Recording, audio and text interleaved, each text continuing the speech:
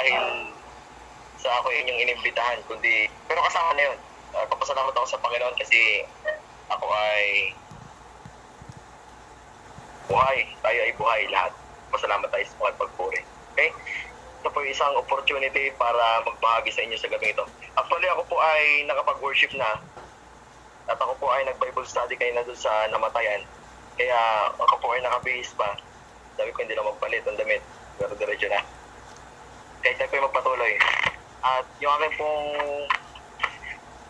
tinapik doon kayo na sa namatayan ay hindi naman yung pampatay. Tuloy. Pero ito po yun na rin yung ating gagamitin. Na kasi sa panahon ng, ano nga po yung tema? Yung tema bro? Paano? Tiyahan sa panahon ng pandemya. Ayun. Paano maging masaya sa Marahil panahon ng nagdanais tayo na maging masaya. Pero bago tayo patuloy po mga kapatid, tayo po ay manalangin. Let's pray, minamahal namin Diyos, ang tahanan po na rin sa kalangitan, nilihiling po namin sa inyo sa gabing ito, ang makalangit na kapunungan ay gawid sa amin.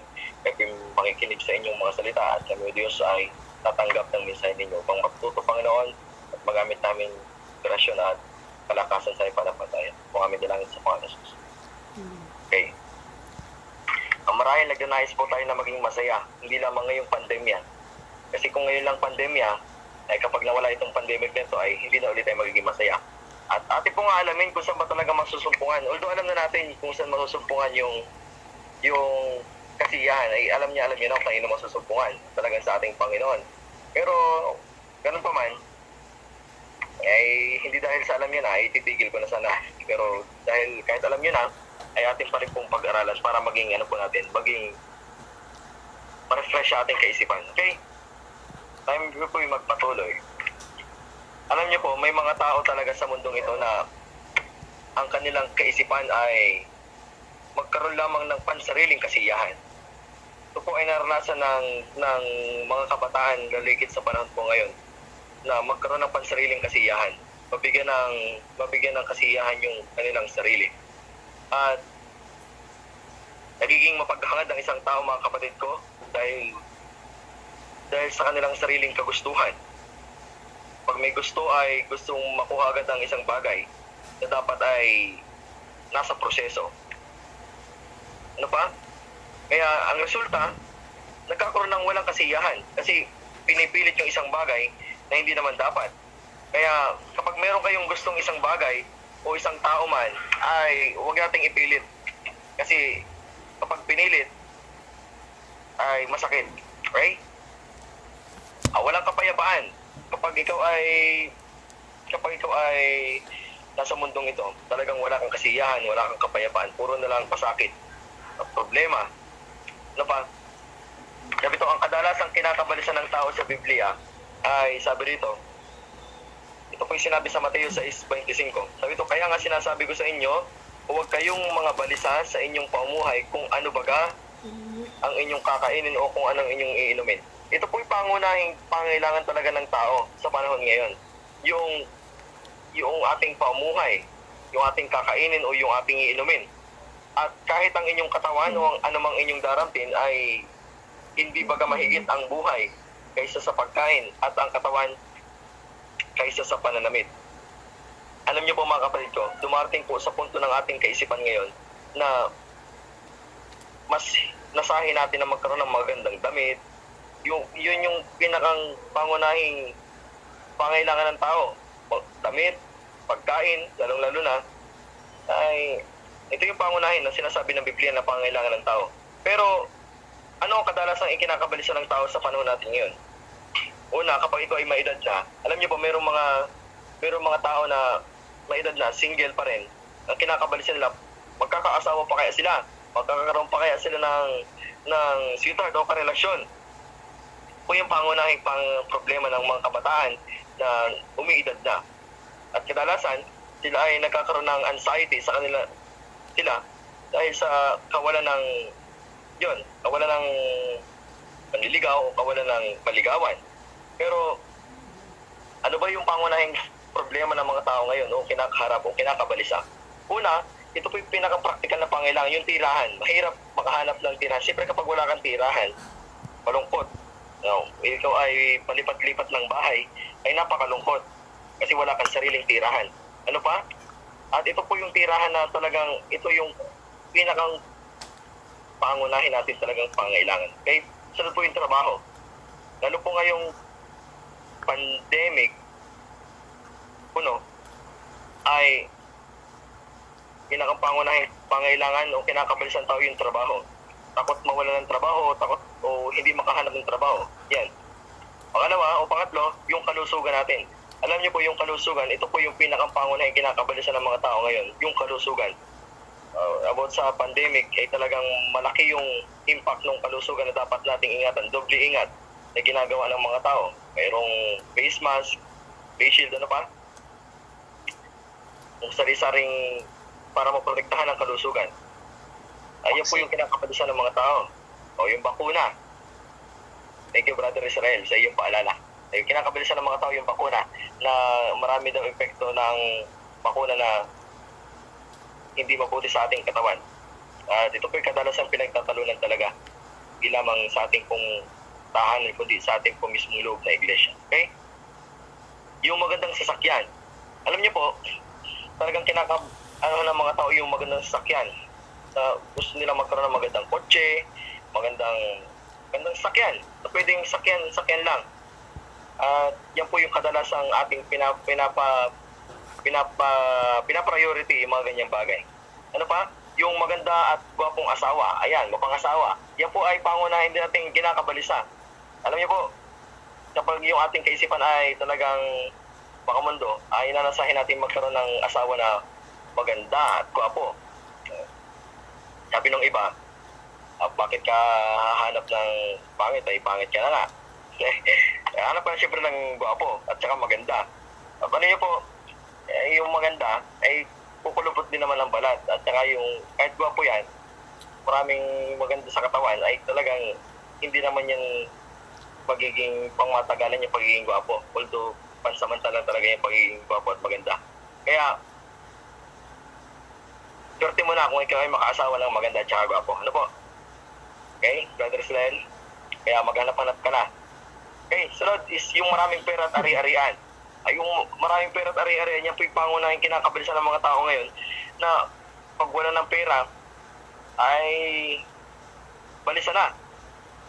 Di na namang gagawin kapag wala ng pera. Tsaka yung mga ari-arian natin kapag naubos na ay nababalisa na. Okay.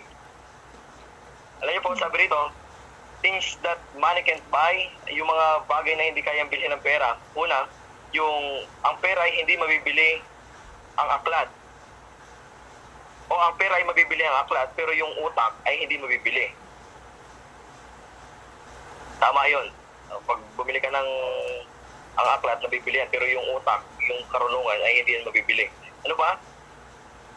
Yung higaan natin, yung ating tinutulugan, yan ay nabibili. Pag pumunta ka lang dyan sa palengke, makakakihanap pa ng mga Eurotex na brand ng kama, kutsyon. Pero yung pagtulog, ay hindi mo mabibili yan. Liban na lang, kung ikaw ay bumili ng sleeping pills, ay mabibili mo yung pagtulog. Ano pa? Yung pagkain, mabibili mo yan. Talagang kapag may pera ka, mabibili mo yung pagkain. Pero yung appetite natin, yung ating panlasa, yung ating kagustuhan sa pagkain, ay hilig sa pagkain, hindi natin basta-basta mabibili yan ng pera. Marami kang pera, hindi mo naman magustuhan yung binibili mo. Okay? Ano ba? Yung pong magagandang damit ay maaari natin bilhin. Pero yung kagandahan ay kagandahang lalaki, kagandahang babae, ay hindi natin basta-basta mabibili yan. Pero yung mga pampaganda ng mukha, pampaputi, ay pampasexy, ay mabibili mo iyan. Pero yung natural na kagandahan, kagapuhan, ay hindi mabibili yan. Ano pa? Yung tahanan, yung ating tahanan ay mabibili. Pero yung kasiyahan sa tahanan ay hindi mo yan mabibili. Alam yung maganda nga ang tahanan nyo, pero yun namang inyong sama sa tahanan ay patuhan ng kung ano-ano, sige, sigawan, ay nako, hindi maganda yon. Mas magandang mabili mo muna yung, basta magandang may provide natin yung masayang tahanan at saka pag-iibigan. Okay? Sunod, yung pong pera ay mabibili yung gamot. Yung mga gamot mabibili yan. Pero yung mabuting kalusugan, yung mabuting pangatawan, ay hindi natin basta-basta ay mabibili ng pera yan. Ay marami kang pera pero ikaw naman ay nakahiga na lang, wala ding silbi. No? Sunod, ang pera ay mabibili yung mga magarang sasakyan. Pero yung ating kultura ay hindi natin mabibili. Kaya alis. Ano pa? Money can buy. O mabibili ng pera yung ating pong mga ginagamit sa ating katawan. Pero yung ating pong pansariling o yung ating pong kasiyahan, tunay na kaligayahan, ay hindi po natin mabibili. Yung kasiyahan sa isang araw, hindi mo pwedeng ibalik yan kung kinabukasan na. Okay? Ano pa? Yung pong pera, mabibili mo yung kasama mo. Di ba? May pera ka. Pwede mong bilhan kahit, pwede mong isama kahit sino, kahit di mo kilala. Kasi may pera ka. Pero yung tunay mong kaibigan, ay mahirap bilhin. Kasi pag wala ka ng pera, ay makikita man na kung sino talaga yung tunay mong kaibigan. Kaya malaki po yung impact talaga ng pera sa ating pong pansamantalang kasiyahan, kaligayahan. Ano pa? Sabi rito, yung pong salapi o yung pera ay talagang binibigyang pansin yung mga taong magkaroon ng kasiyahan. Na para bagang kapag may pera ka, talagang kailangan mong magsaya. Kailangan mong maging maligaya, kahit paminsan-minsan lang. At saka, yung pera ay itong bagay na nagdudulot sa mga tao na magkaroon ng pagkabalisa. Kasi kapag wala ka ng pera, iisipin mo, saan ka naman kukuha ng pera? Balisa ka naman, nawala na yung kasayahan ngiti sa iyong mukha. Kaya malaki po ang impact ng salapi sa ating buhay. Ano pa, paano natin masusumpungan ng tunay na kasiyahan o kapayapaan sa ating buhay kung tayo po'y nababalisa? Sabi rito, alam po ng ating Panginoon sa kalangitan o sa langit yung ating pong pangailangan. Lahat ng bagay alam ng Panginoon. Yung kapag tayo ay nalulungkot, alam ng Panginoon na kailangan nating maging masaya, kailangan natin ng mga aliw. Alam po ng Panginoon yan. Yung ating pangailangan, kung wala tayong pagkain, alam ng Panginoon. Kaya sabi niya, dapat hanapin muna ninyo ang kanyang karihan. Mateo 6:33, at ang kanyang katwiran at ang lahat ng mga bagay na ito'y pawang idaragdag sa inyo. Yun lamang pala yung ating pong dapat ginagawa. Laging unahin ng ating Panginoon, hanapin muna yung kanyang katwiran. Yung mga bagay na yan ay pawang idaragdag sa atin. Kaya yung mga bagay nating ninanais, talagang atin po iyang makakamtan kung tayo po'y lagi nating hinahanap, inuunang ating Panginoon. Sunod, tunay na sa ating Panginoon lamang po natin masusumpungan ang kasiyahan. Sa panahon ng pandemya, sa panahon ng pandemic na itong COVID, ay kailangan nating maging masaya. Alam niyo po, malaki yung faktor na ang tao ay malungkot o malaking faktor na magkakasakit ang isang tao kapag siya ay hindi masaya, hindi malungkot. O kapag hindi masaya, malaki ang faktor na magkakaroon siya ng sakit sa karamdam, sa kanyang katawan. Kaya always happy lang tayo mga kapatid para tayo po ay maging malusog ang ating pangatawan. Sunod? Bakit sa dinami-raming pwedeng maging dahilan para maging masaya ay bakit ang Panginoon pa? Pwede namang ang maging dahilan ng ating pagiging masaya ay ang ating sweetheart. Kung may sweetheart na tayo. Ay karamihan dito mayroong mga asawa na siguro. Pwede rin namang yung ating pong kaibigan, pwede rin namang sila yung maging dahilan para maging masaya tayo. Bakit ang Panginoon pa? Bakit kaya? Sabi dito, ang lahat ng mga bagay ay ginawa sa pamagitan ng ating Panginoon. At alinman sa lahat ng ginawa niya ay hindi ginawa kung wala siya. Yung po pala ang dahilan kung bakit sa ating Panginoon pa dapat tayo magiging masaya. Sa panahon ng ganitong pagkakataon ay sa Panginoon dapat lagi tayo magiging masaya. Dahil sa Kanya lahat ng bagay, Siya ang gumawa at talagang alam niya lahat ng bagay kung paano tayo magiging maligaya sa piling ng ating Panginoon. Ito pa. Merong mga, halimbawa dito, merong mga ginawa ang ating Panginoon na nagbigay ng kasiyahan sa mga tao nung siya naglilingkod pa rito sa lupa. Siya nagpagaling ng mga may sakit. Kapag gumaling ang sakit, alam niyo po, pag may mga taong gumagaling sa sakit, siyempre, hindi ka naman pwedeng malungkot kasi gumaling ka. Kasi masaya ka pag ikaw ay gumaling sa iyong karamdaman. At yun po ay ginawa ng ating Panginoon para maging, o maibigay niya ang pangailangan ng mga tao para maging masaya o magkaroon ng kasiyahan dito sa lupa. Ano pa? Siya po ay nagpagaling o nagpalayas ng mga masamang espiritu sa katawan ng tao. At siya po ay nagkaroon ng kapayapaan at kasiyahan sa mga magulang at sa narigit doon sa bata. Ano pa? Bumuhay ng patay. Alam niyo po kanina, nung ako po ay doon sa namatayan, wala naman yung patay doon. Wala nakaburol. Pero meron doong picture, yung litrato ng matanda na nakalagay sa lamesa. At merong tirik na 2 kandila sa magkabila. Sabi ko ay parang patay din. Pero hindi nga na nakaburol. At aking pinagmamasdan kanina, Baka ano yung... ay merong mga nakalagay na pagkain doon sa ibabaw nung malapit doon sa picture. Siguro yun ang kanilang tradisyon, siguro o kanilang pamahin. Ewan kung kakainin nyo nun. Pero ang Panginoon, kung siya nandito sa lupa, Baka yung siguro ay anniversary na. may mga taong binuhay ang Panginoon noon na siya nandito. Talagang marami. Kaya yun po yung nagpapatunay na merong kasiyahan kung tayo po nasa ating Panginoon. Okay? Ano pa, yung pong pagpapakain ng ating Panginoon sa maraming tao, 5,000 katao at saka yung 4,000 katao ay pinakain niya sa pamamagitan lamang ng 5 tinapay at 2 isda at saka dun sa 7 tinapay at ilang isda ayon po sa Biblia. Ito po yung kasaysayan sa Biblia na ginawa ng Panginoon na sa panahon po nang nababalisa yung mga tao, walang pagkain, walang makain, ay nag-provide ang Panginoon. Kaya ano pa yung pagpapatigil sa bagyo? Ito po pala isang uri din ng pagkabalisa ng mga alagad na sila ay nababalisa na, Panginoon, paano mamatay na tayo? Dahil ang Panginoon po ay nagbigay ng kapayapaan.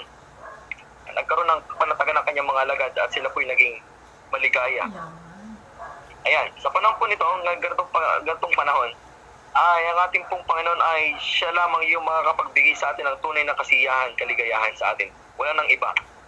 Kaya bilang mga Seventh-day Adventist, ito po yung apela sa atin bilang mga anak ng Diyos. Ang apela sa atin, kapag tayo po nalulungkot, wala tayong ibang lalapitan kundi ang ating Panginoon. Sa panahon ng tayo po nagkakaroon ng kabalisahan, wala tayong ibang pupuntahan kundi ang ating Panginoon. Yung mga artificial na bagay, yan po hindi makakapagbigay sa atin ng tunay na kaligayahan. Ang tangi lamang nating paraan para magkaroon tayo ng tunay na kasiyahan at kagalakan sa ating puso ay sa ating pong Panginoon. Kaya sabi dito sa Ecclesiastes 1:2, ito po ay naging karanasan ni Haring Solomon. Sabi niya, walang kabuluhan ng mga walang kabuluhan. Sabi ng mga ngaral. At walang kabuluhan ng mga walang kabuluhan, lahat ay walang kabuluhan. Ito po yung nagpapatunay na sinabi ni Haring Solomon na ang ating buhay o yung ating dinaranas sa mundong ito ay wala talagang kabuluhan kung wala ang ating Panginoon. Kaya ang ating gawain bilang mga disipulo ng ating Panginoon ay ating maibahagi sa iba, sa mga taong nakakaranas ng depresyon sa kanilang buhay, sa nakakaranas ng mga anxiety, ay mapaalahanan sila na yung kanilang buhay ay hindi magkakaroon ng magkakaroon ng kabuluhan tangi lamang sa ating Panginoon. Kaya ating pong pansinin yung mga pangyayari sa buhay po nila Marta at Maria na sila po ay tinulungan ng ating Panginoon, sila ay yung pagalingin ng ating Panginoon sa kanila pong naranasan, ay nagkaroon sila ng tunay na kapayapaan at nagkaroon ng kabuluhan yung kanilang buhay. At ngayon, yung pong kapayapaan na ating ininanais, yung pong kasiyahan sa panahon po na ganito, sa mga huling kapanahonan,